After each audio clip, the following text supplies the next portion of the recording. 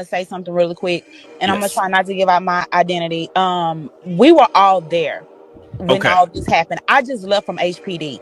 First of all, in order to be around Jas Prince, you have to be searched. None of us had guns, but Jas people had guns. Okay, all of this was over a dice game. This started in Fifth Ward around 9:30, 10 last night.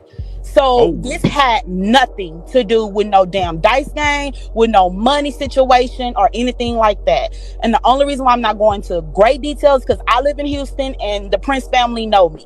But all of this that they're saying about, oh, well, this was a sacrifice. No, this was an argument between two camps, and it wasn't even between two camps because Takeoff and Quavo was basically trying to be the mediator between the people who were arguing.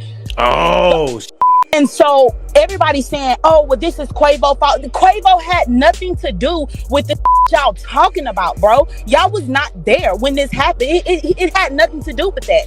So all these 30-second videos that they're seeing, this and that, everybody's saying, well, he didn't act the way how he act whenever Takeoff got shot. Did they tell you he passed the out? Did they tell you we had to help him to the car? Did they tell you that? Like, nobody is really talking about the real that's going on. But I'm gonna tell you this, and I'll leave it at that. The only people who had firearms that night was the camp who protect Jas. That's all I'm gonna say. This nigga crazy.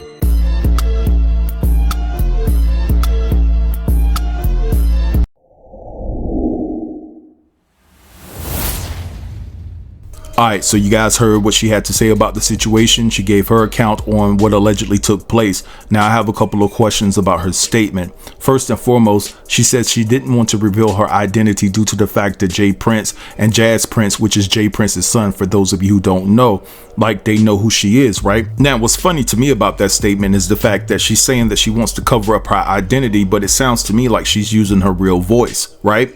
And then on top of that, you said you went to the Houston Police Department. You had just left, right?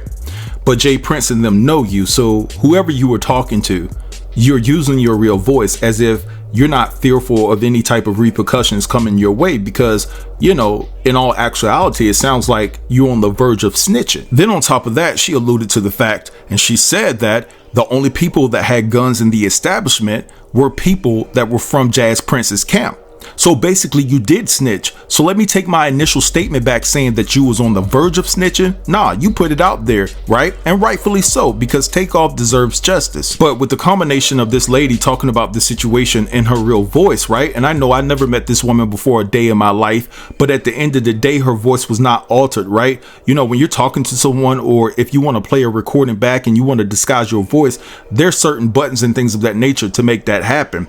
And to be honest, you can't alter ghetto. You can't alter ghetto. She was hood as hell while talking about this situation. So I'm assuming that this is her real voice. And so in my estimation, you're really not trying to disguise who you are. I mean, the question is, do J Prince and Jas Prince know you, or do they know you, right? That's the real question, right? Because at the end of the day, given the history of J Prince and how they moved down there in Houston, and everybody is afraid of J Prince in that particular area, they call him the boogeyman or whatever the case may be, it would behoove you not to speak on this situation, especially in your real voice. You would want to disguise your voice because you should be fearful of any type of retaliation that could come your way. And so in my mind, there could be a multitude of things that's happening here. So number one, she could be telling the truth, right? Keeping it all the way 100, she could be speaking facts. Then number two, there could be somebody that's calling in, you know, trying to save face on the fact that Quavo is looking bad out here in these streets because of the initial report stating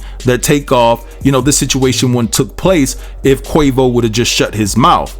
And you know what I'm saying? So there could be other things and other factors that factor in this particular scenario, but you know, I just find that statement to be weird. You know what I'm saying? But anyway, I'm gonna let this slide right here. I want you guys to drop down in the comments and let me know what you think about this particular situation. Don't forget to like, comment, share, and subscribe. And until next time, peace.